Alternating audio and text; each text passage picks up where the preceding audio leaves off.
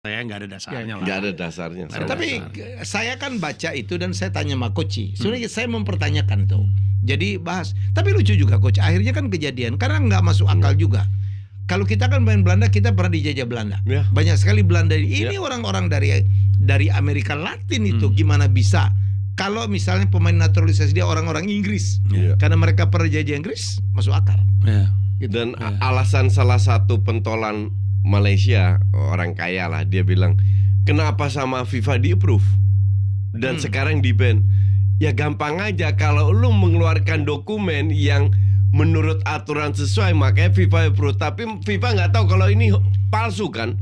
Makanya setelah diinvestigasi, setelah Vietnam protes, baru mereka melakukan investigasi, ternyata ada pemalsuan data yang mereka sebut kesalahan teknis. Menurut FIM, menurut mereka kesalahan teknis. Tapi nggak bisa ngomong kayak gitu sama orang Indo. Orang Indo ngerti. Padahal itu pemalsuan data. Jadi yang bikin lebih lucu lagi, mereka salahkan Erick Thohir, gue diseret-seret dan nggak make sense gitu. Ya kan mereka nggak tahu lagi mau target kemana kan. They can't point at themselves, dia nunjuk orang lain. Jadi gini loh, Vietnam yang protes, Indonesia yang dituduh. Jadi gue ambil kesimpulan sebenarnya ada seseorang yang mirip Coach Justin di Vietnam yang mempermasalahkan ya. Kenapa Coach Justin di Indonesia yang kena ya? Vietnam yang protes kan? Vietnam yang protes. Iya. Harusnya Coach Justin di Vietnam yang dimarahin. Makanya gue bilang, gue dibilang karena gue deket sama apaan lagi. Gue ini cuma netizen, nggak punya wewenang untuk lapor ke FIFA dan iyalah. Kalau gue lapor nggak ada bukti, gue ambil bukti dari mana? Kan lu kalau ngelapor lu bisa lapor, lu boleh lapor polisi, lapor kemana. Yang penting dengan bukti apa yang gue punya. Jadi mereka itu terlalu GR. Jadi waktu gue siaran itu dengan Coach, gue mempertanyakan Coach, bener nggak? Jadi saya bukan membawa berita dari Malaysia, men. Mengkonfirmasi.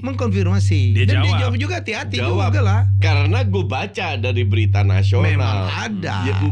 Memang katanya ada, tapi ternyata masih dalam investigasi. Belum ada keputusan. Di setelah mereka marahkan sama kita bilang oke, kita terima, kita minta maaf karena kita tunjukkan link-linknya itu ada.